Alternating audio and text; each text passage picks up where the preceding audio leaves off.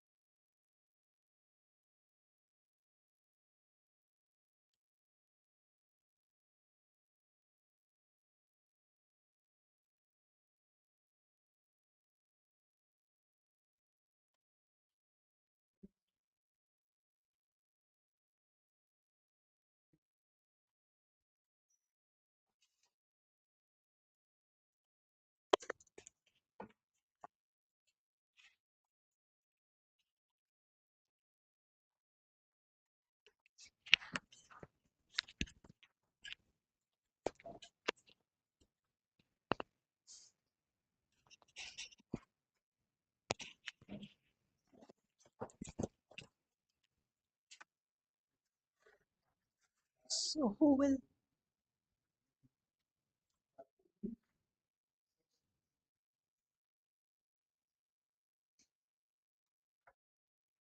will solve the problems, you or I?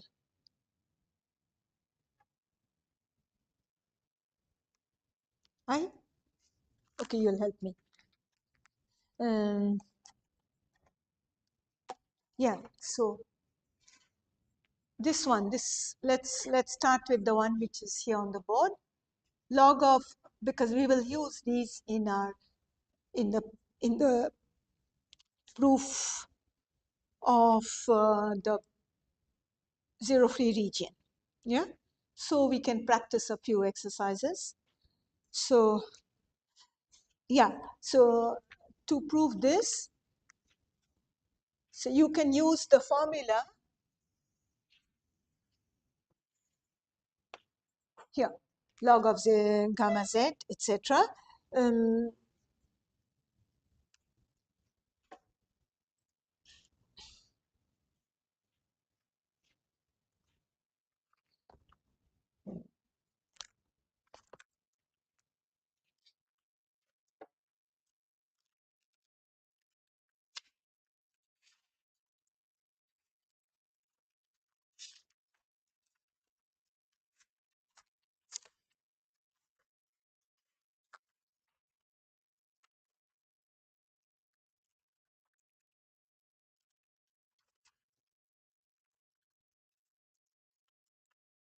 So log of gamma z, this is equal to, this can be written as the infinite sum n equal to 1 to infinity, and then z by n minus log 1 plus z by n minus gamma, this is the Euler gamma, minus log z. Okay, so now you take the finite sum and let big N go to infinity.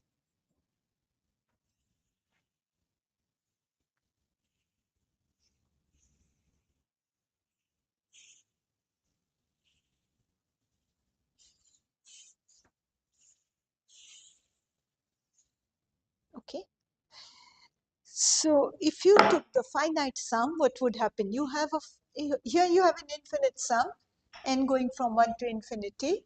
But suppose you take the finite sum, what happens? N is equal to capital 1 to n, and then take this whole thing, z by n minus log 1 plus z by n. And what does this become? Can you tell me what this becomes? What are the main terms that will come from here?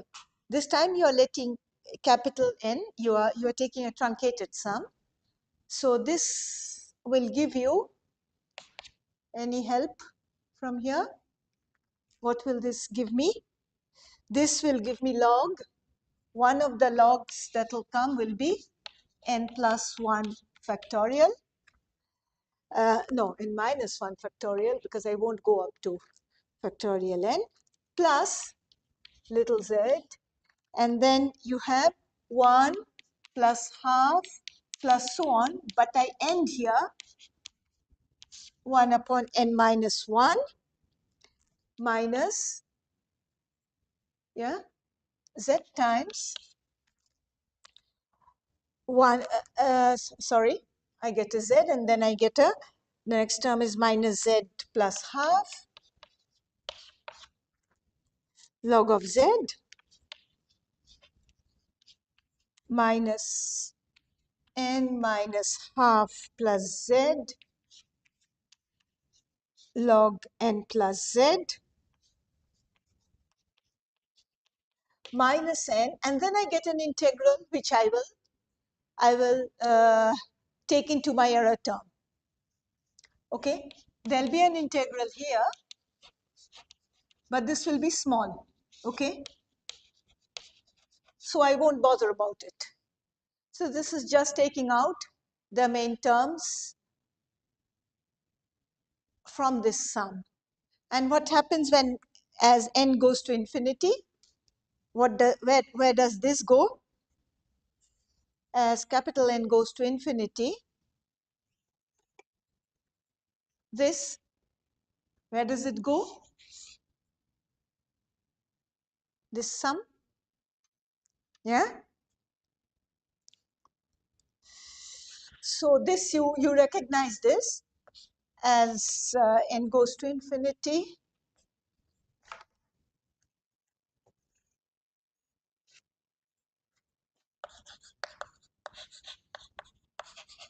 This sum, 1 plus half plus 1 plus n. Yeah, you said something. This goes where? This is 1 upon n minus 1. Yeah.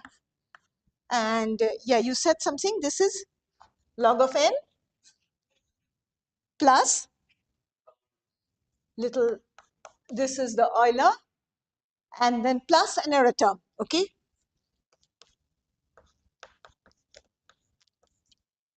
Okay. This we know.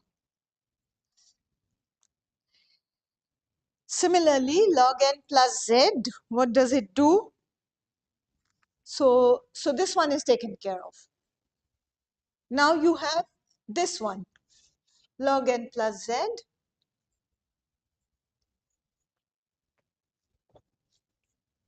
So log n plus z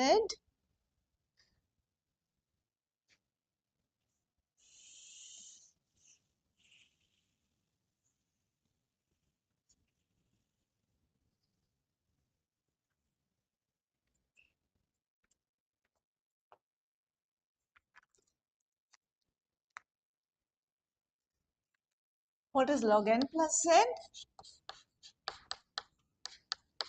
This is equal to log n plus z by n plus big O of 1 by n square. Yeah. And you know, so in this kind of cases, what you use is the Stirling's formula, which says gamma of x is asymptotic to exponential minus x to the power x minus half square root of 2 pi. This is Stirling's formula, and you let x go to infinity. So now everything is done. We have all the terms that are required. You can verify if you have all the terms or not.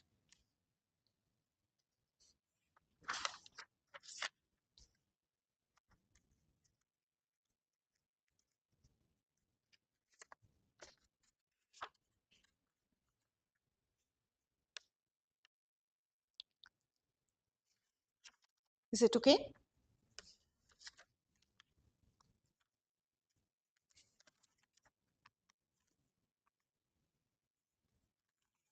And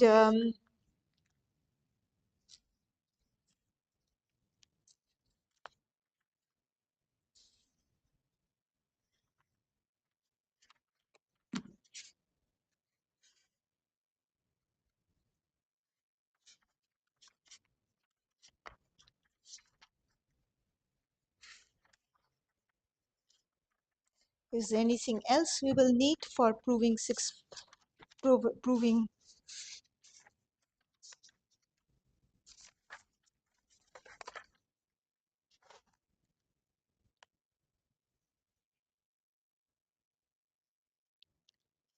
Yeah, there was another one I asked you to prove. That was gamma prime by gamma. And now you see, if you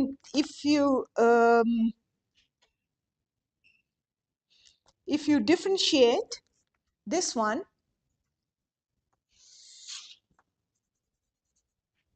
the exercise was here on the board, but I've removed it. So if you differentiate, this was the question, I think, that gamma prime, is this the question? Gamma prime z by gamma z. This is log z plus big O of 1 by absolute value of z. This was one of the questions I said. Now, how do you get this one from what we have just got?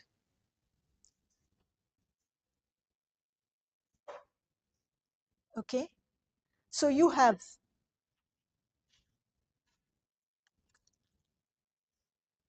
log of gamma of z,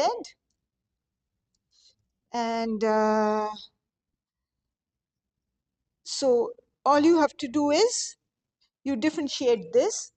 Can you do this yourself?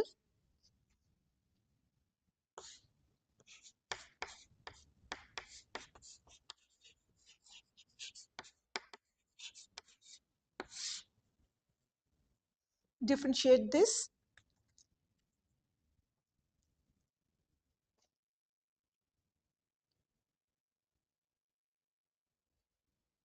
Try to.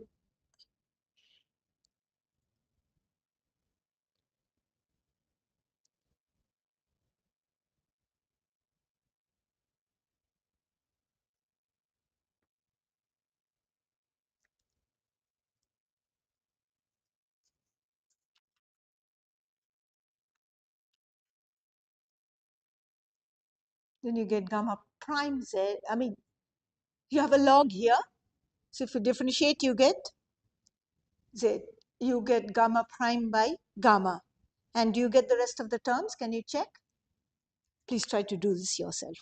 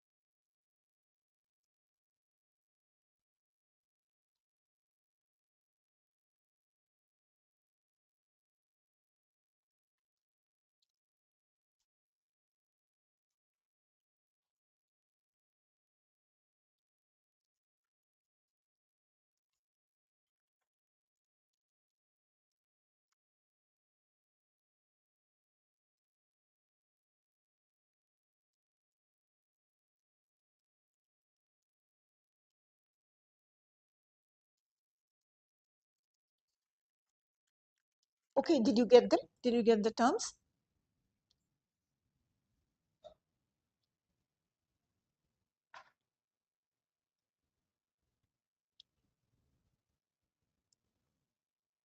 Take the derivative here. What do you get? I mean, there is a big O. Okay, so you don't have to do everything.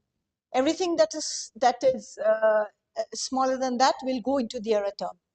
So what's left here? The log of z. So take the derivative, you get, what is the derivative of log of x? Is 1 by x, and then you have to take the d of x, right? So here you get gamma prime of z divided by gamma of z.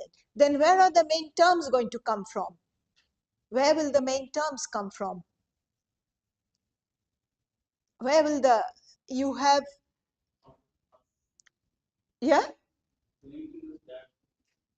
You can, yes.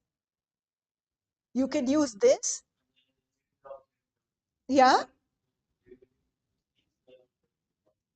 So that's it. That's all that you have to do. Differentiate and you get log of z. And then there was one term here, this integral, but this is small. Okay. It is small, so I don't care. I take it into my big O term. Okay. Plus a big O term. Yeah. Because this is small, this integral. So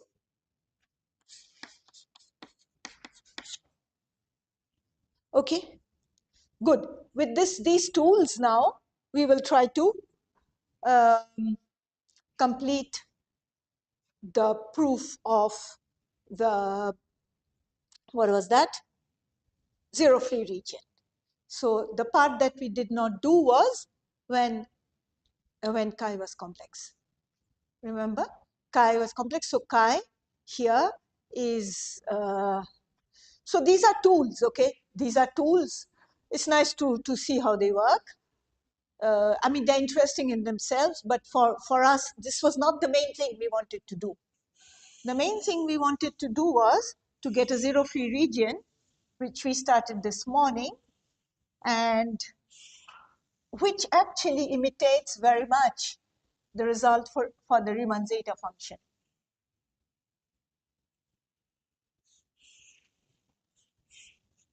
Oh, among the books, this morning we were talking about the books. Among the books that you can read, there is Apostle, which is very easy. Okay, Tom Apostle.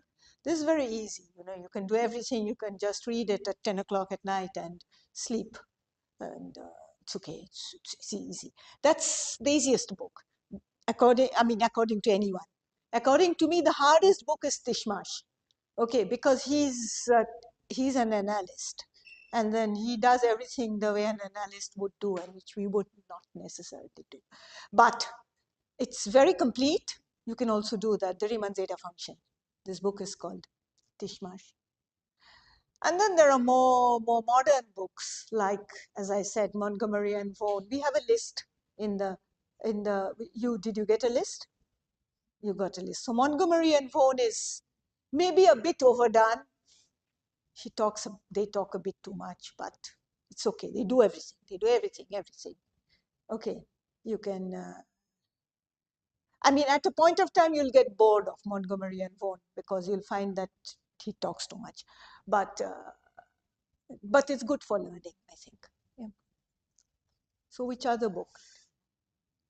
Davenport is also good. Yeah, Davenport is good. I don't know, what have you all read till now? Any books? Have you read any texts of analytic? Have you read Davenport? Okay. Huh? Apostle and Davenport you have read. Okay. This was a course in analysis or in number theory? Number theory. There's also good old Hardy and Wright. If you feel like, you can read Hardy and Wright as well. But then don't try to read everything at the same time. Like, now I want to do the part that so these are results which we will use to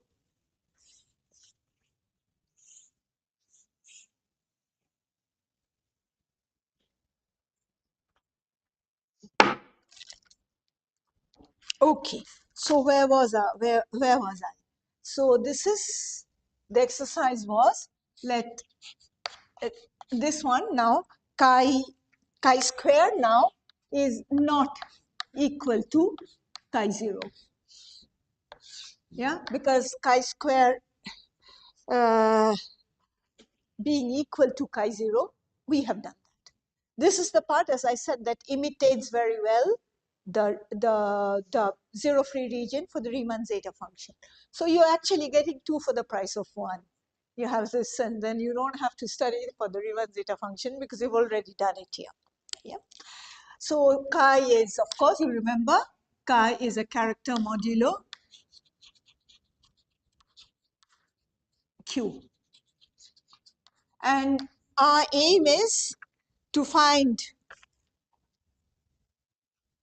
show that we can find an absolute positive constant C greater than 0, absolute, such that what? What is the statement? Such that the L function has no zeros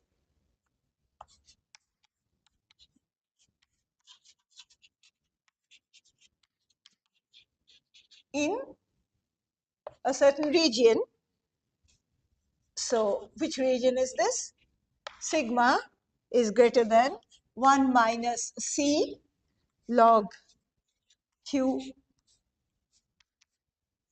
absolute value of T plus 2. Yeah. And this time there is no third clause. There is no such thing that except in the case when chi is quadratic, and then there may be at most 1 0 in this region. There won't be any. There'll be no zeros in this region. This is like the Riemann zeta. Yeah. So what do? We do a bit like how we did before. So proof. I think I quoted this result this morning. I don't really remember, but did I talk about this? Minus 3 L prime sigma chi 0 by L sigma chi 0, okay, minus 4 real part of L prime sigma plus IT chi L sigma plus IT chi. This is an identity, okay? And someone told me this morning that from where such an identity is expected to come, real part of L prime. So here I don't need here I have already, there's no IT, I just have sigma here. And here I have sigma plus IT, and again I have sigma plus IT. And this is chi square L sigma plus IT chi square is greater than or equal to 0. And now tell me why you expect such a thing. Someone I think you said that. You said something, Rina, this morning. What did you say? Plus cos 2 theta. Yeah. So this is positive. Yeah. Huh? Sigma plus 2it.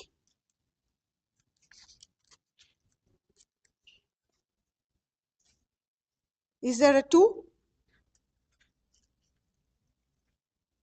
Oh, if it doesn't very much matter whether you put a 2 or not, because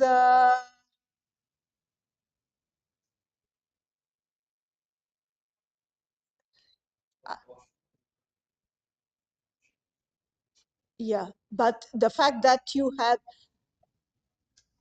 it's okay. This is more correct. What you're saying is more correct.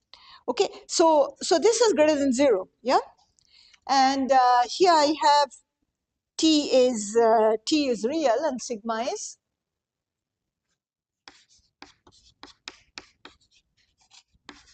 greater than 1. All right, because we know that 3 plus 4 cos theta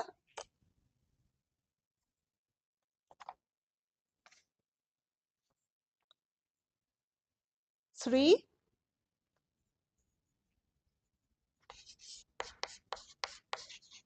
plus 4 cos theta plus cos 2 theta, right? This is greater than or equal to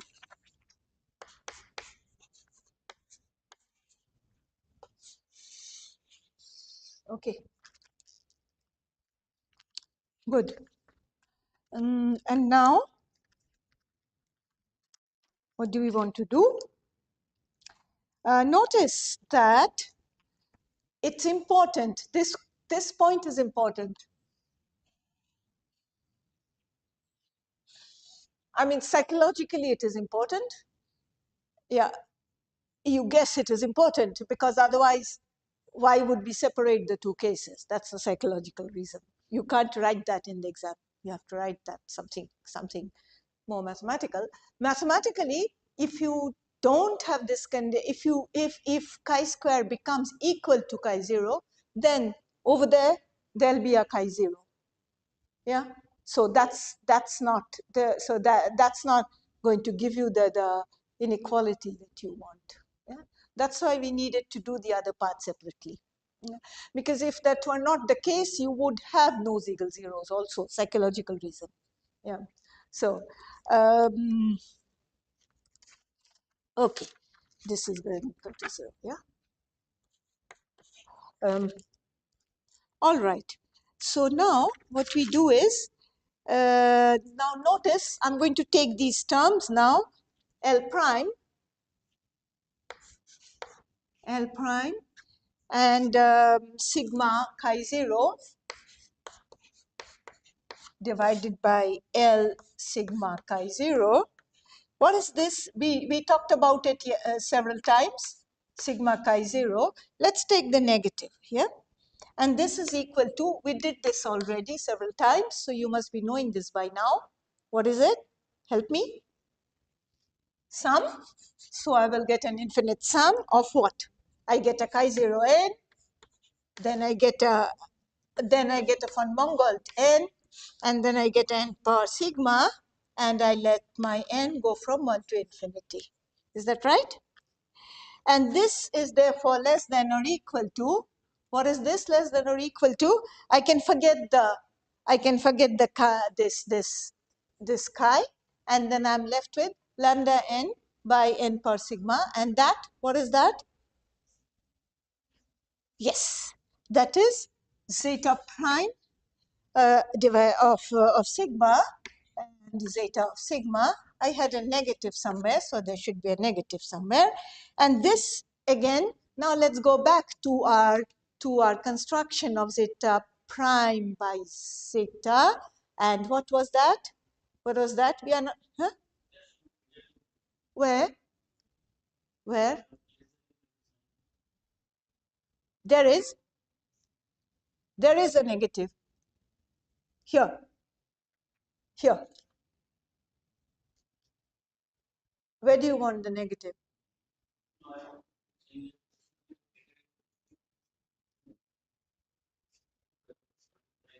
No, there is a negative on this side.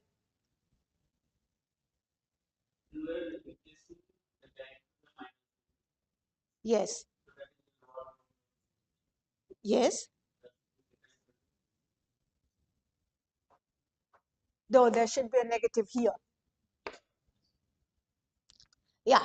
So, and this one, you know that, you know the way we write the zeta function, which we've done several times. I mean, even before I started, you already saw that.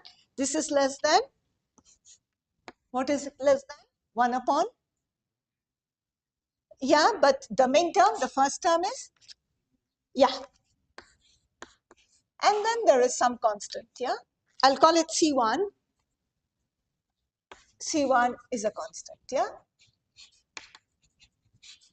Is that okay? So I will be able to bound, I will be able to write L prime by L. I have a bound for L prime by L, all right? And this constant is positive.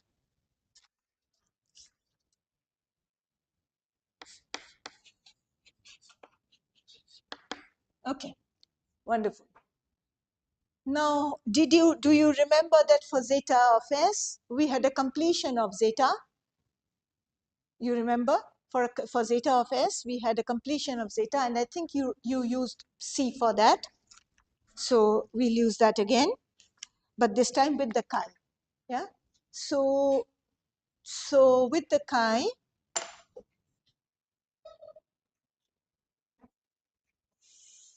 this is just like, so with the chi, what was it? It was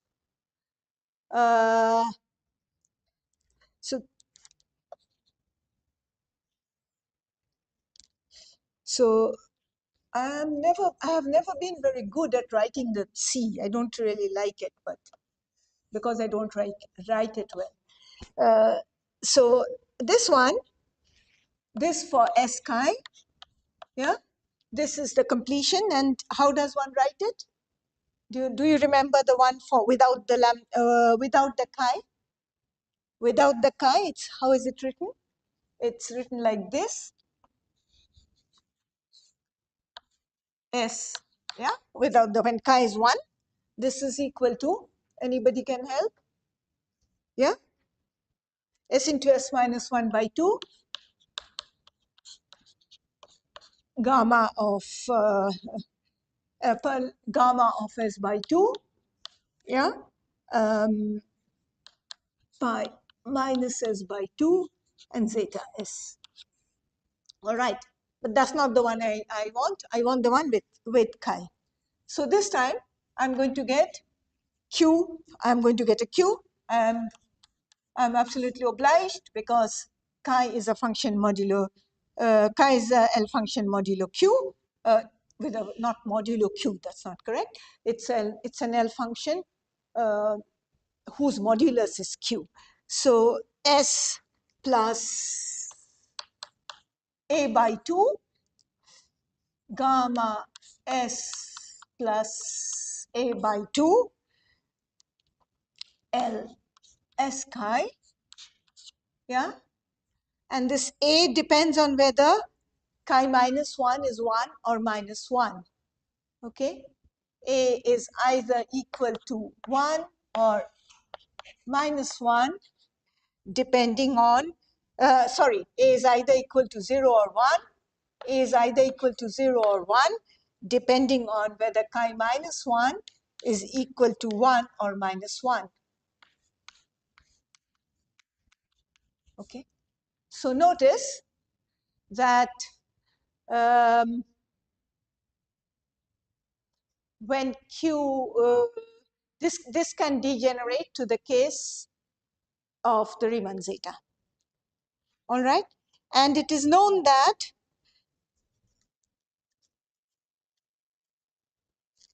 this is E. This can be written as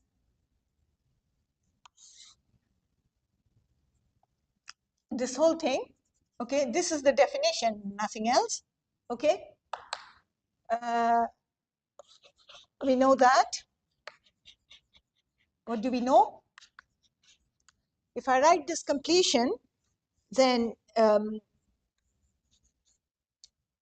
S chi, this is equal to exponential sum A plus B times S into product of P 1 minus product of rho 1 minus S by rho. Okay, I forgot, exponential S by rho multiplied by exponential S by rho. So now if you take this as a black box, okay, a blue one if you like. And now if you want to do the same thing as exists here, what will you be doing? You'll be taking the derivative and you're going to get C prime by C.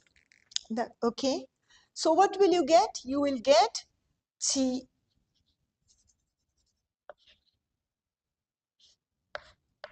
of so S chi of C of S chi, and the real part of this, what will the real part of this be equal to? Have a look at this way of writing it. This will be equal to, from the exponential, what will you get? B. So it will be equal to the real part of B. Good. Then from the product, what will you get? So you'll get a sum of rho. Okay, rho is the other zeros, yeah, and you will get, so this will become 1 upon S minus rho plus 1 upon rho. Is that okay? This should not be here, it should be written here. Okay.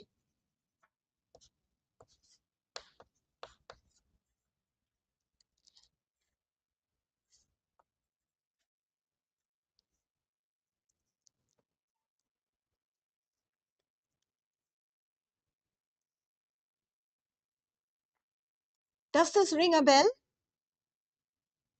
The sum of rho 1 upon S minus rho plus 1 by rho, does it tell you something? Does it tell anybody anything? It should. is gamma prime. Yeah.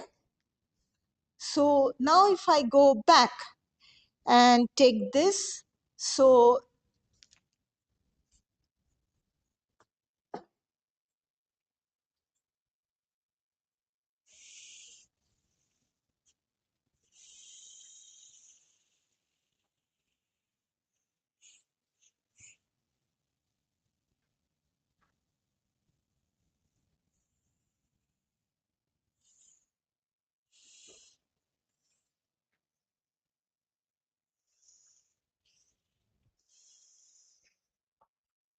okay.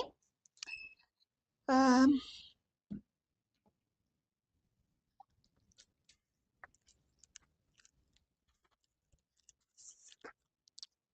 so if little a is 0 or 1, yeah, for little a being 0 or 1, real part of this real part of C prime S chi,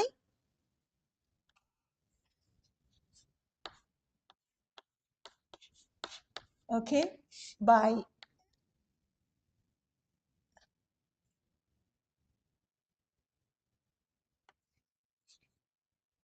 S chi.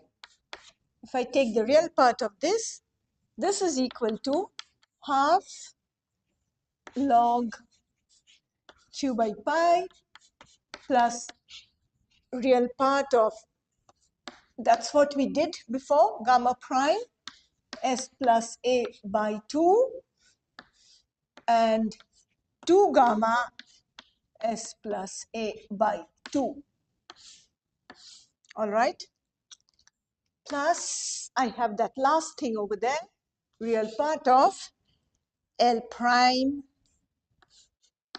S chi L S chi. All right.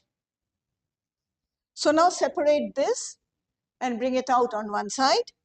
So this gives, which one am I going to bring?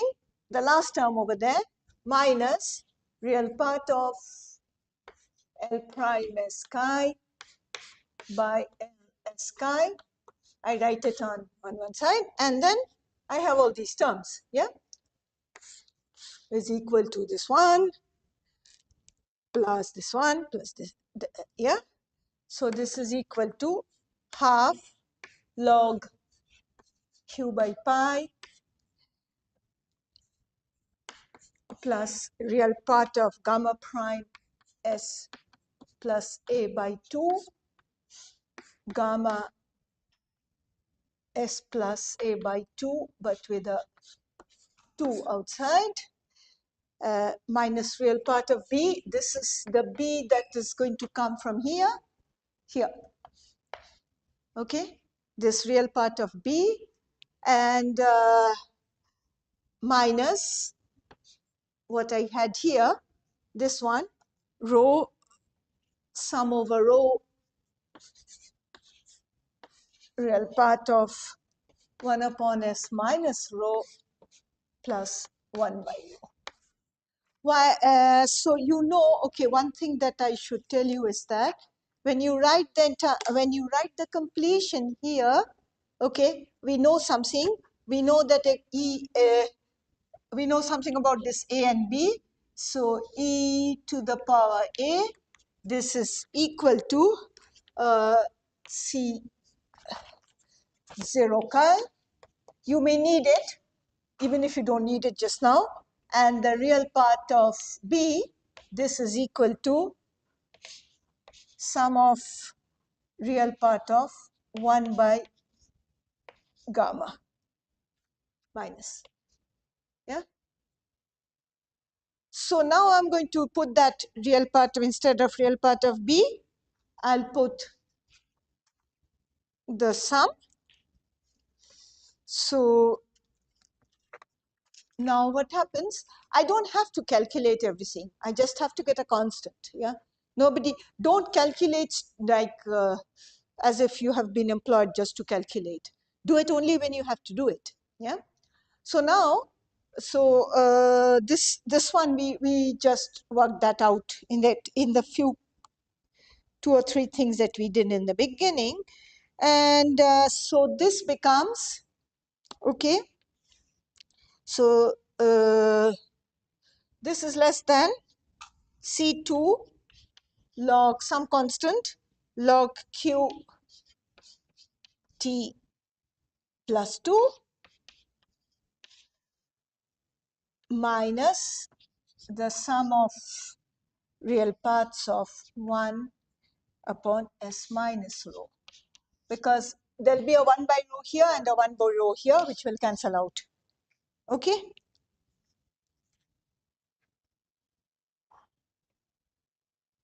By what we did before. Now, what do you know? You know that the if, so what do I have? I have the two possibilities. Either the chi is primitive or it is not. Okay.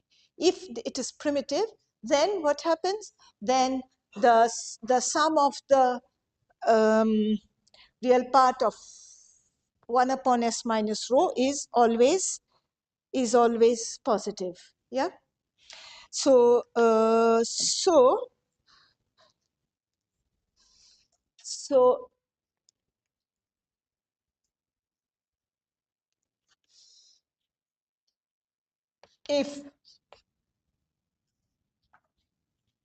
if the, who is it?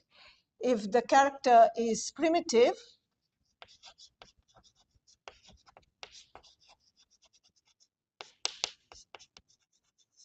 what happens? We get this one, real part of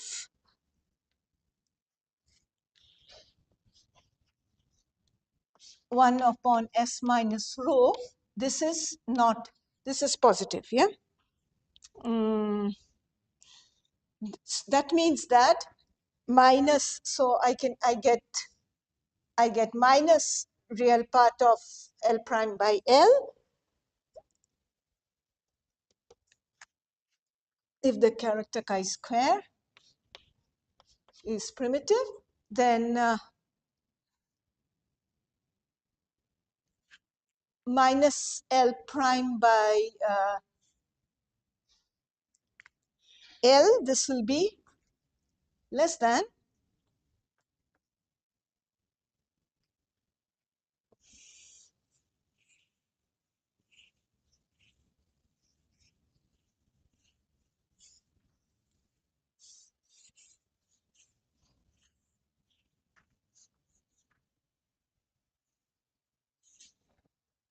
so two possibilities exist. Let's do the first. Chi square is primitive.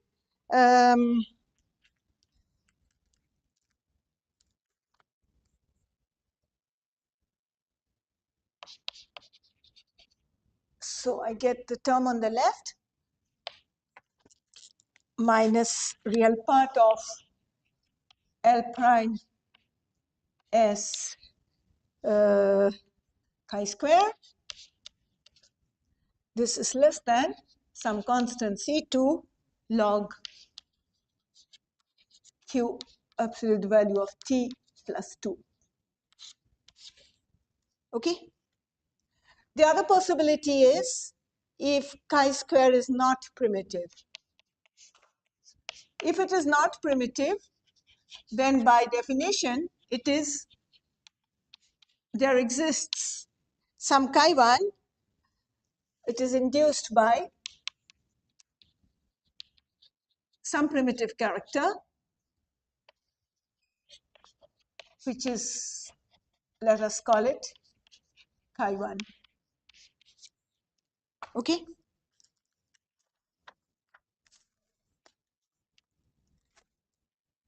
And in that case, we go back to the equation we had. So case 1 is done. Okay? Case 2, minus real part of L prime sigma I plus I tau chi L sigma plus I tau chi. This is less than C2 log Q T plus 2, okay, minus 1 upon sigma minus beta. So what happens, 4 times sigma minus beta is less than 3 times sigma minus 1 plus C3 log of Q T plus 2. So choose your, this is just, this is just, if I take it 4, it's small enough, fine. I mean, it didn't have to be 4, it could have been something else. But the point is, I want a good sigma, so I take my sigma. What do you want your sigma to be? It's done, the sigma is done.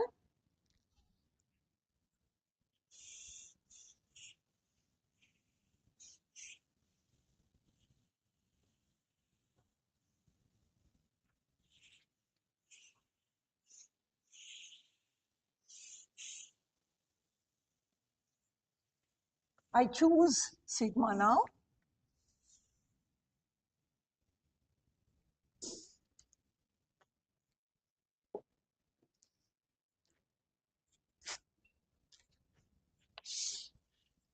What do you want to choose sigma to be? Sigma has to be greater than 1, remember? So choose it to be here 1 plus. And then what would be a natural choice? Natural choice would be this log Q business, right? So delta, some delta log Q P plus 2. Yeah. And with delta should be just small but positive. With delta sufficiently small, and that's up to you to make it small. So you can do that to get, what do I get? Beta, my dear beta has come back, is 1 minus some constant, let's call it C4, and log Q absolute value. Oh, I think my tau changed to T somewhere in the middle of the proof. Not in the middle of the same proof, but I think right from the beginning I had a T instead of a tau. I hope that doesn't create any confusion. And then I have found my beta. Are you clear about why we had to separate the cases? Is that clear for you? Why the case separation was necessary? Is that clear?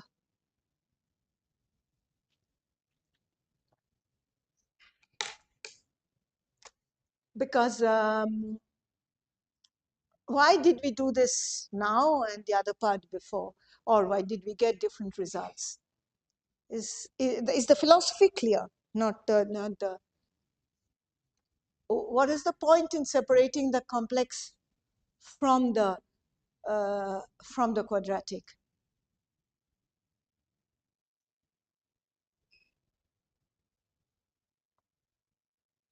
I mean, do one of the proofs go over for the other one?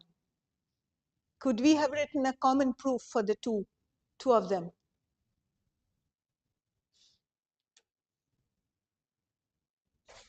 My question is it clear to you why in one case we get a possible 0 and in the other case there is no 0?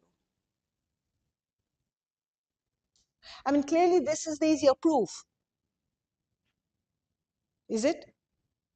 This is the easier proof. This is the easier case. That's why it was an exercise. I told you there's always a psychological part. That's the easier, this is the part that imitates the Riemann zeta function. Yeah? So what happened here? What happened here, which would not happen for the complex. I mean, now here things are complex. And what would not happen for the quadratic case? What was good here?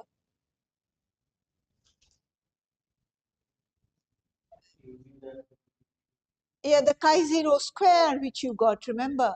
If it became, if you had chi is equal to chi0 square, then you would not be able to do this. Yeah.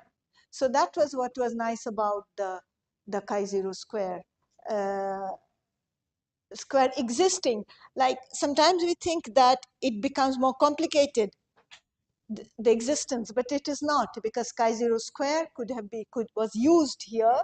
Its existence was used to get this, and this did not happen in the first part of the proof. You can try to write out the proof on your own, the whole proof on your own, and see if you actually understand this. Yeah, I mean, you can use a book. There's no harm in using a book, but say that you understand everything. Okay, on uh, the non-vanishing of the Riemann of the LS chi function, and how the Ziegel zero appears here. Yeah.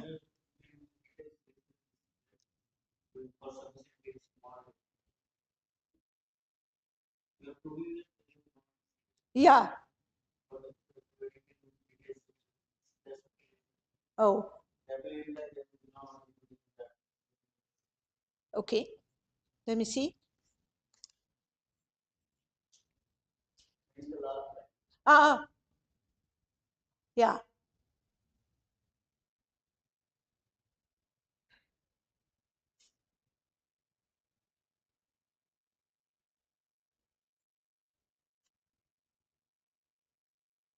What was the statement of the theorem?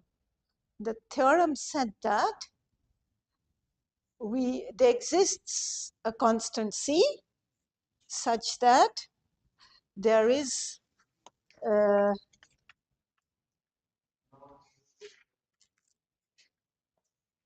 yeah. No, this is correct. There's nothing wrong in this. I mean, I don't think there's anything wrong in this. You know why? Because you want to show that there is no zero.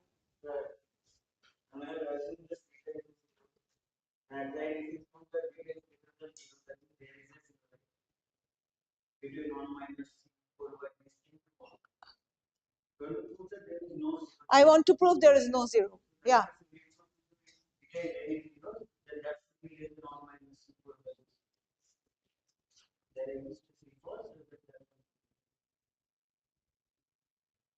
That would mean that there is a zero. But I don't want a zero. It's a zero-free region. So,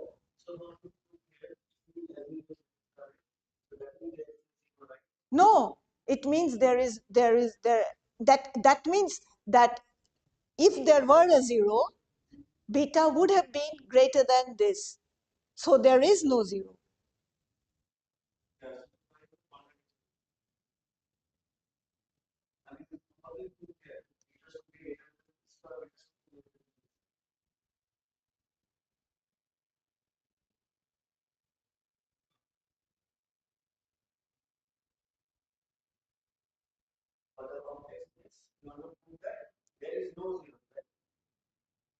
And here also there is no zero, not only for the complex case, in both.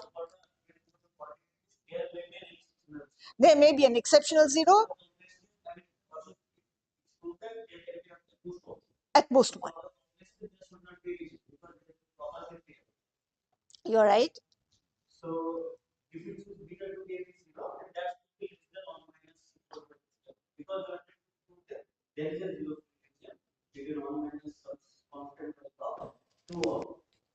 Yeah. So any zero that should be less than or minus 4y. Yes, yes. So is there something wrong in somewhere? I mean, that is correct, but if you choose arbitrary small delta, then the last line should be less than. Oh, okay. Okay. Yes, yes. I see your point. Yes. I see what you mean. Yeah. That is why I want to take delta to be small. That's why I want delta to be small. Because if I take delta to be small, then beta is smaller than this.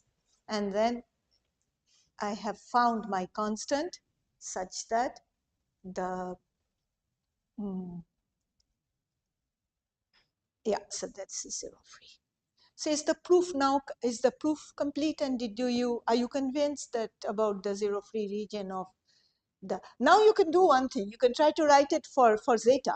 It will be very easy to write it for zeta, because now that you have seen it in general for the L function, writing it for the zeta function will be easy. Yeah. Anyway, yeah, you see that there will be no case. You can do this as an exercise. You can try to write it on your own and then see. It's there in all major texts. You'll find the proof for zeta. So try to take the proof and do it without the q. I mean, q is 1, and see what happens. Yeah. Do you well, this is not really the classical way of doing it. Usually people do the zeta first and the L afterwards. But we've done the L first, and then we try to see if the not delta equal to. no, certainly not delta. Yeah, you're right. Yeah, so that's you're perfectly right. It's sigma. You can't choose delta equal to 1 plus delta. Because of this, you are getting the real part of this to be Yeah, positive, right? It's sigma.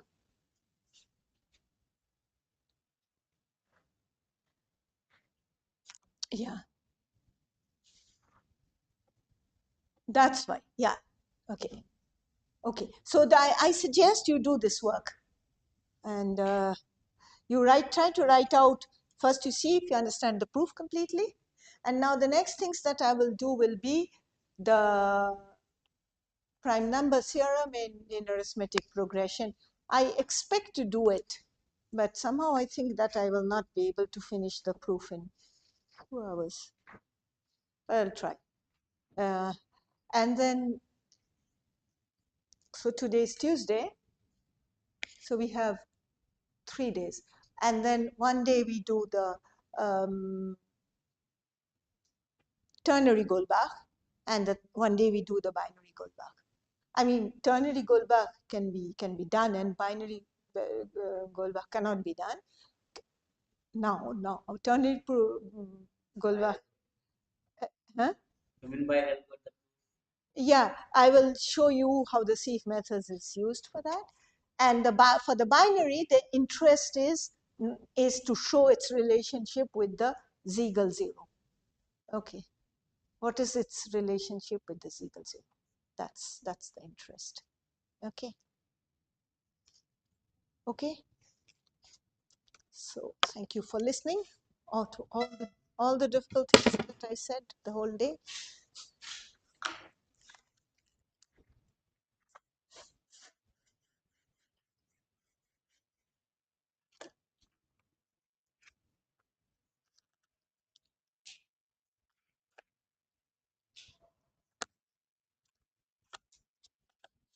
And we meet tomorrow morning. ঠিক আছে? বুঝতে পেরেছো সবকিছু?